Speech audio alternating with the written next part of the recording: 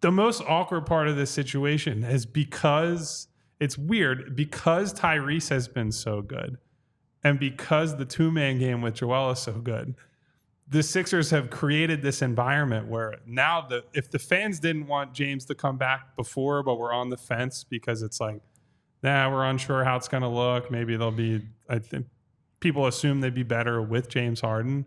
Now it's like, well, why would they want him to come back right now? If they're watching Tyrese score 25, 30 points a night, go out there and he's getting 7-8 assists with 1 or 0 turnovers. Yeah. Joel is still getting all the same shots that he's gotten all the time with James, still scoring 30 plus on pretty efficient basketball. The ball's moving around the floor. There's no delayed isolation play. Guys who are off the ball are actually engaged when they're off the ball. People are bought in defensively. They've had some hiccups defensively, but overall looking pretty good.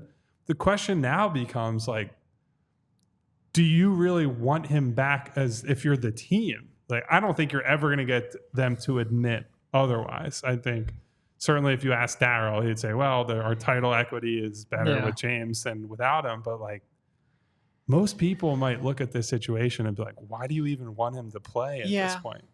I mean, look, I think logically Daryl's position is probably right. If for no other reason, then I think it would help him in terms of the trade negotiations and maybe getting, like we've mentioned the entire time, that the only way you're going to get the Clippers to budge is to get another team interested. I don't think another team is going to become interested if he sits there until the trade deadline not playing. So I think he has to get on the floor. My concern is it's not going to be like, I mean, we did the predictions last week. I predicted over on 11 games played for James Harden with the Sixers. That's a little much for me right now. I would prefer for it to be under. I just don't think a trade is going to materialize in time. And I would just like, Maxey just to know every night coming in what his role is going to be so he can excel in his role. And again, it's not so much for long-term development, because I think long-term he's going to have the ball enough to, to grow into whatever he's capable of growing into. It's more short-term of like, all right, well, now I have confidence of what Maxey will become and I can pursue something different, or I can at least let that influence what I pursue in a trade. I would love to have that settled, or at least feel more settled, by January or whatever, February, when you're getting the trade deadline. But I don't think there's any way he doesn't play. You just can't keep him away and still have any kind of trade leverage. And the league would probably lose their shit. I believe our friend Tim Bontemps said this morning that... Whoa. Friend might be a little strong. Let's go with that's not I'm nice. kidding. Tim's fantastic. He'll never listen to this, so I can pick on him a little bit. Nice. Tim's. I believe Tim said either this morning or last night that if Harden doesn't play Thursday, then that might be it, right? Like, there's no way you can say he's been back for a week, essentially doing conditioning, and he's not ready to play. Yeah. So either he plays on Thursday night, or I just don't see any world where he suits up for this team again.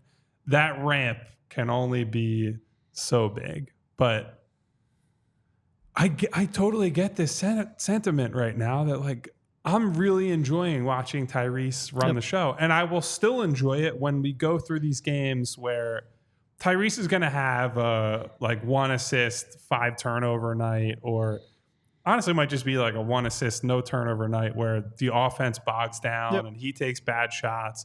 The ball's not swinging around the floor.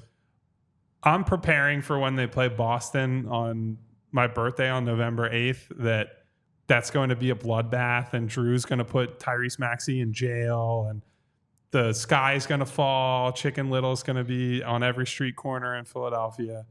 But I'm willing to live with that. Like, those are, to your point, Derek, those are the growing pains that I want to see him go through. And I think, frankly, Nick and the team are kind of excited in a weird way to see Tyrese go through, because they know that if he can go through those things now, that's going to pay dividends in April, May, and potentially June. And his growth is just so outlier level in every regard.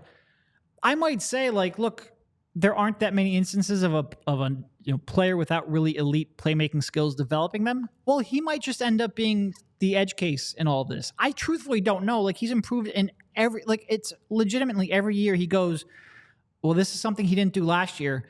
I'm going to come back and be the best in the league in it this year. And for his rookie year, he didn't shoot any threes off the dribble. Everything was 17 feet in. He came back, he's bombing threes from 27 feet at a 40% clip. Well, this year he didn't really do anything off of, really not, I won't say movement, but off of DHO specifically. Well, this year he looks like he's elite at that. Can he grow more? I'd love to see it, because truthfully, he's just one it's hard to put any kind of a ceiling on him. Probably put a little bit of ceiling on him defensively, just because he's a little short. Outside of that, it seems like he can improve anything he puts his mind to. It's crazy. And so Baller says, can we have some respect for an NBA 75 player? I should be clear. If you guys missed earlier shows, Derek and I called him a top 25 player in the league. We advocated Yes. for James to be higher on these, top 100 lists that all the big outlets have done. ESPN, former Derek Bodner employers that we won't mention. They're not paying us anymore, so they're not. That's what I'm saying. Free So shout out. That's why we call Tim by Tim, not by the company. We have advocated for these companies to give Harden a lot more respect than he's gotten. That being said, he has made it very clear that he does not want to be here. If I thought James Harden would come back and let bygones be bygones and say, everything that happened with Daryl, let's push it aside. I'm going to do what's good for the rest of the team. And maybe I'll even stick around long term if we can figure out a workable partnership here. I just think that ship has sailed, and I think he's made it clear that it sailed. And to be clear, I think that's understandable from his perspective. We've heard what he's had to say, why he has this problem. I still caution him against going about it the way he has up to this point. All I'm trying to get at here is that if I was convinced James could come back and actually buy into what they're doing and what they want to be as a team moving forward, 100%, bring him back as soon as possible. Now that we've seen life without him, and now that I think it's pretty clear that he doesn't want to be here and isn't going to change his mind on that, there's no incentive for them to bring him back other than to simply create trade leverage. Right. That's it.